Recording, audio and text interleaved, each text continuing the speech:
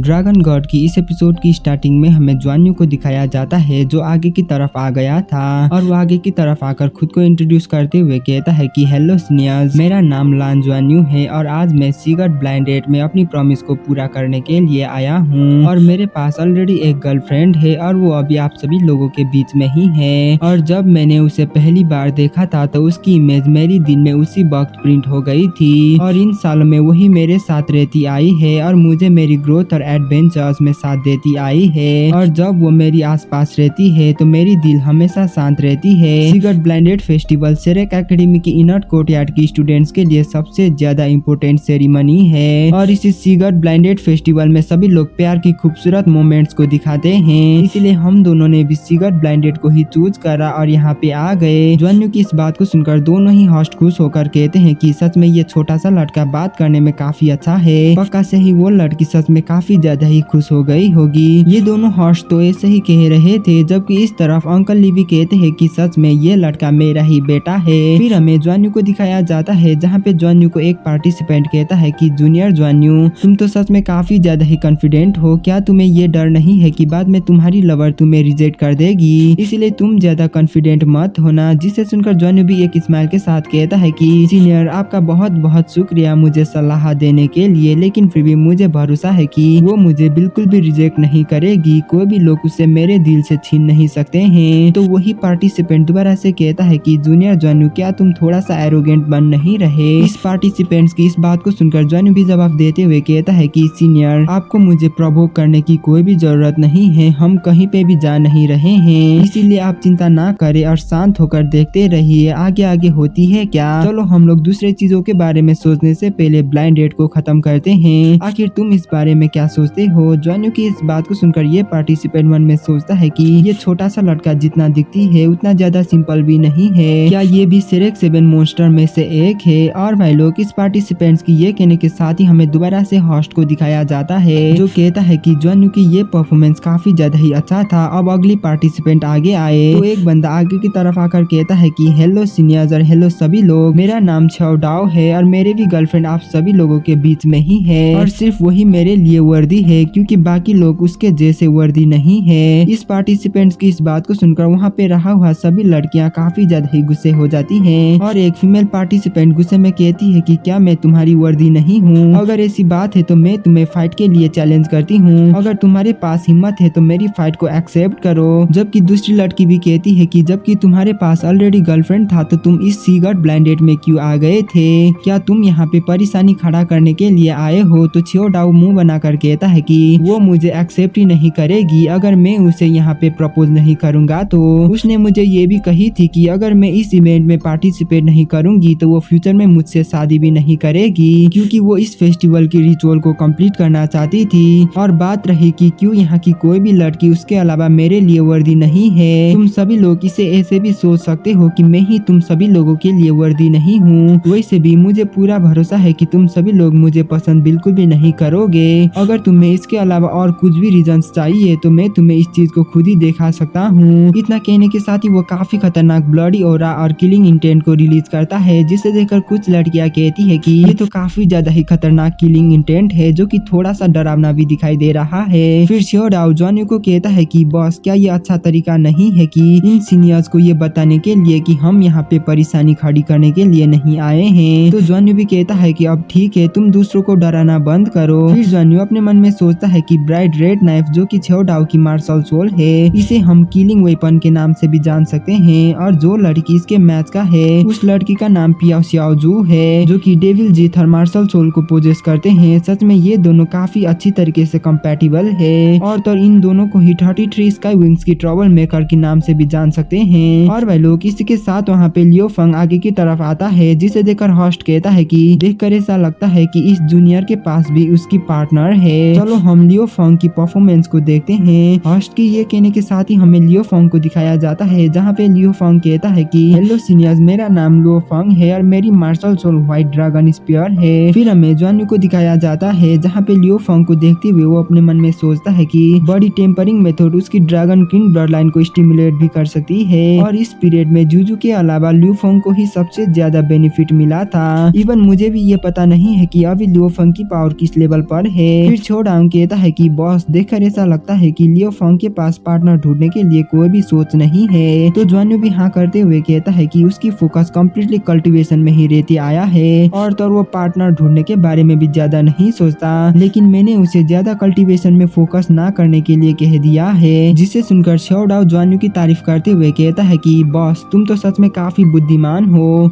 तो ज्वान्यू कहता है कि बकवास करना बंद करो और तुम मुझे जल्दी से ये बताओ कि तुम्हारी बड़ी टेम्परिंग अभी कैसा चल रहा है। तो शोडाओ भी परेशान होकर कहता है कि बॉस ये तो आप भी अच्छी तरीके से जानते हैं कि मेरी मार्शल सोल बड़ी टेम्परिंग के लिए ज्यादा सुइटेबल भी नहीं है। अगर मैं ड्रैगन एनर्जी को बड़ी टेम्परिंग करने के लिए यूज करूंगा तो मुझे डर है कि मेरी मार्शल सोल डिस्ट्रॉय होगी, इसीलिए मुझे अभी भी टाइम चाहिए। जिसे सुनकर ज्वान्यू सिर्फ उसे देखते ही रह जाता है और ज्वान्यू को ऐसे देखता देख छोडाओ परेशान होकर कहता है कि लेकिन मैं पर्पल डेमन आई को प्रैक्टिस कर रहा हूँ, जिसकी वजह से मेरी स्पिरिचुअल पावर भी काफी ज्यादा ही बड़ा है, जो कि ज्यादा बुरा भी नहीं है।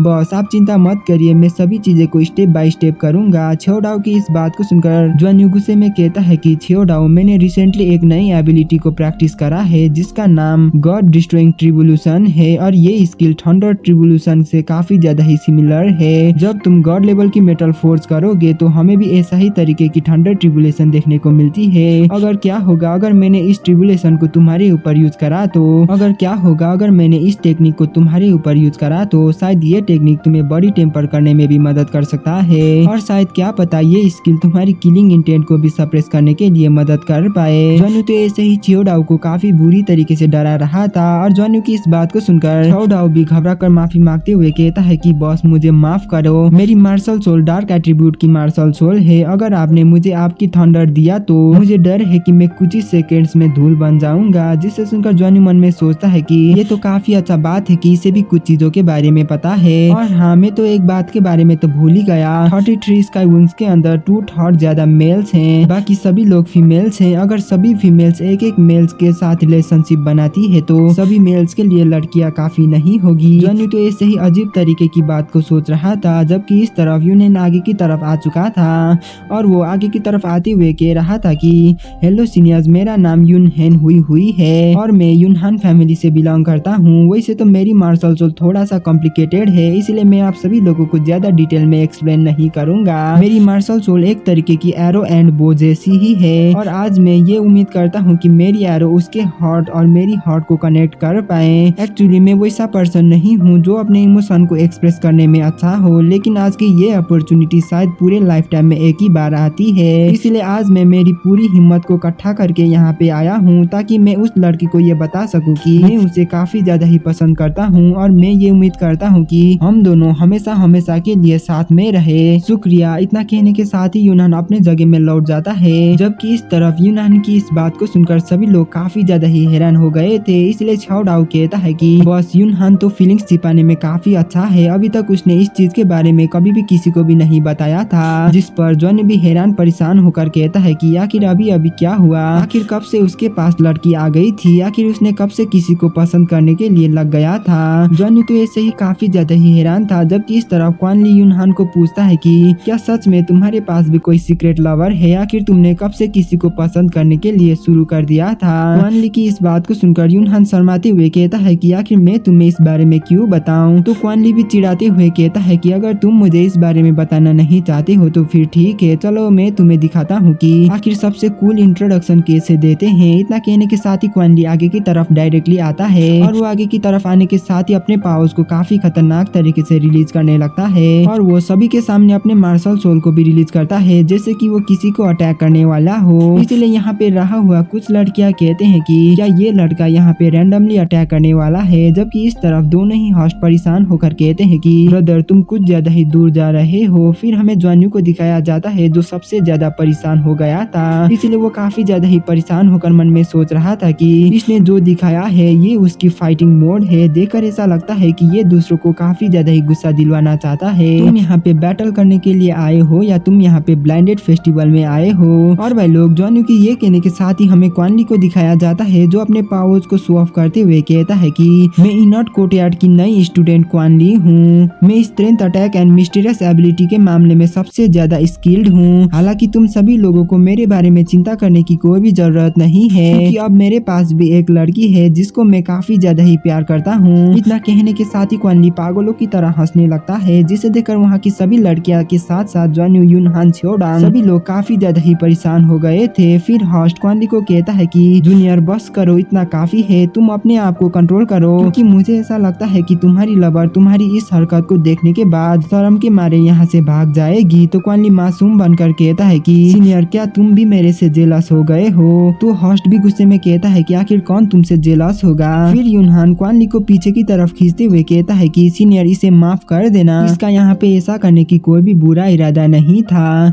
जबकि क्वान ली कहता है कि मैंने अभी भी क्लियरली खुद को इंट्रोड्यूस नहीं करा है, क्या मुझे क्लियरली सभी के सामने इंट्रोड्यूस करना नहीं है? तो यूनहान कहता है कि क्या तुम शांत रहोगे, ये अभी सिगरेट फेस्टिवल की फर्स्ट सीजन ही है, इसीलिए सभी मेल पार्टिसिपेंट्स की इंट्रोड्यूस करने के बाद दूसरी साइड की लड़कियां डिसाइड करेगी कि क्या उन्हें मेल पार्टिसिपेंट्स के लिए लाइट ऑन करना है या नहीं, और ये जजमेंट पूरी तरीके से लड़कियों के ऊपर ही डिपेंड करने वाली है। अगर तुम्हारे लिए एक भी लाइट ऑन नहीं हुआ तो इसका मतलब ये है कि तुम एलिमिनेट हो जाओगे, इसलिए तुम ज्यादा सरप्राइज मत होना जब तुम्हें कोई भी लड़कियां लाइट ऑन नहीं करेगी। यूनहान की इस बात को सुनकर क्वान ली रोते हुए कहता है कि क्या तुम्हारा मतलब ये है कि सभी लोग मेरे लिए लाइट्स को ऑफ करेंगे? क्या इसका मतलब ये है कि मेन क्वीन भी लाइट्स को ऑफ करने वाली है? ये तो बिल्कुल ही नामुमकिन है। जिस पर यूनहान भी कहता है कि मैं भी यही चीज उम्मीद करता हूँ। ये दोनों तो ऐसे ही बात कर रहे थे, जबकि इस तरफ जॉनी इन दोनों को ही देखते हुए मन में कहता है कि आखिर मुझे ऐसा क्यों लग रहा है कि एक बड़े फादर उसकी बेटा को डांट रहा हो। और वह लोग जॉनी की ये कहने के साथ ही वहाँ पे होस्ट कहता है कि अब इस फेस्टिवल की सबसे ज्यादा इम्पोर्टेंट टाइम आ चुकी है, इसलिए अब यहाँ पे लड़कियों की बारी है चॉइसेस बनाने की। फिर होस्ट की वाइफ कहती है कि रूल्स के अकॉर्डिंग अब फीमेल पार्टिसिपेंट्स को भी मेल पार्टिसिपेंट्स के बारे में सब कुछ पता चल चुकी है। अब हम पहले मेल पार्टिसिपेंट से शुरू करेंगे। जो भी लड़कियां इस लड़के में इंटरेस्टेड है वो लाइट्स को ऑन रख सकते हैं, अगर तुम इंटरेस्टेड नहीं हो तो तुम लाइट्स को ऑफ कर सकती हो,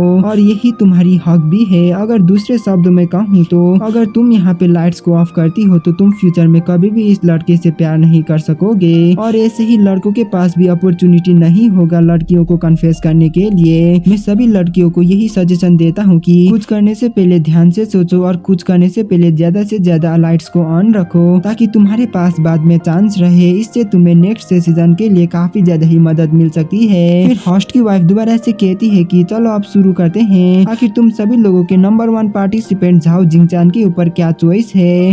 होस्ट की इस बात को सुनकर सभी लड़कियां डिसीजन बनाने के लिए रेडी होते हैं, जबकि इस तरफ झाओ जिंगचान काफी ज्यादा ही नर्वस दिखाई दे रहा था, और वह लोग किसी के साथ वहाँ पे रहा हुआ सभी लड़कियां सभी लाइट्स को ऑन करती हैं, जिसे देखकर झाओ जिंगचान काफी ज्यादा ही हैरान था, क्योंकि उसे बिलीव ही नहीं हो रहा था कि सभी लड़कियां ने उसके लिए लाइट्स को ऑन कर दिया है। लेकिन जब वो गौर करके देखता है तो वहाँ पे एक लड़की ने उसके लिए लाइट्स को ऑन नहीं करा था, जिसे देखकर झाओ जिंगचान परेशान होकर मन में कहता है कि ये तो नामुमकिन है। सभी लोगों को ये अच्छी तरीके से पता है कि आखिर मैं कौन हूँ। मेरी अपीयरेंस भी ज्यादा बुरा नहीं है और ना ही मेरी कल्टीवेशन ही बुरा है, लेकिन इस लड़की ने मेरे लिए लाइट्स को ऑन क्यों नहीं करी। और वह लोग झाओ जिंगचान तो ऐसे ही काफी हैरान था, जबकि उससे भी ज्यादा हैरान तो ये दोनों होस्ट हो गए थे। इन दोनों को भी भरोसा ही नहीं हो रहा था कि कोई लड़की इस लड़के के सामने भी लाइट्स को ऑफ रखेगी। इसलिए ये फीमेल होस्ट हैरान होकर कहती है कि मैंने कभी भी ये नहीं सोची थी कि इतना स्पेशल सिचुएशन भी हमें देखने को मिलेगी, लेकिन फिर भी रूल्स के हिसाब से फर्स्ट स्टेज में अगर कोई एक लड़की मेल पार्टिसिपेंट को चूज करती है तो वो लोग फाइनल स्टेज में एंटर कर सकते हैं। इसलिए सीनियर झाओ तुम आगे की तरफ आ सकते हो, और हाँ वोमेन नंबर 28 तुम भी आगे की तरफ आ सकती हो। जिसे सुनकर पार्टिसिपेंट नंबर 28 वाली लड़की आगे की तरफ आती है। फिर होस्ट कहती है कि रूल्स के अकॉर्डिंग अगर यहाँ पे ऐसी ही सिचुएशन अपीयर होती है तो तुम दोनों ही फाइनल स्टेज में चले जाओगे। इसके बाद हम हमारी सिगरेट फेरी को इंट्रोड्यूस करने के लिए इनवाइट करेंगे। और फाइनल चॉइस मेल नंबर 1 और फीमेल नंबर 21 के बीच में शुरू होती है। और सेम टाइम में मैं पार्टिसिपेंट नंबर 28 को ये बताना चाहता हूँ कि क्या तुम तुम्हारी कवर को हटाना चाहोगी। तो ये लड़की मना कर देती है। फिर ये लड़की कहती है कि झांग जिंगचान मैं ना ही खुद को इंट्रोड्यूस करूंगी और ना ही मैं मेरी कवर को हटाऊंगी। मैं सिर्फ तुम्हें यही पूछना चाहती हूँ कि क्या तुम्हारी उन प्रीवियस बातें सच है। तुमने जो उस वक्त कहा था, तुमने उस वक्त में कहा था कि अगर कोई लड़की तुम्हें चूज करेगी तो तुम भी उसी लड़की को चूज करोगे और उसी लड़की के साथ पूरे लाइफ को गुजारोगे। क्या तुम तुम्हारी इस बातें को अभी भी रखना चाहोगे। और वह लोग इस लड़की के ये कहने के साथ ही हमारी ये वाला एपिसोड यहीं पे खत्म होती है। मिलते हैं अगले वीडियो में, तब तक के लिए बाय बाय।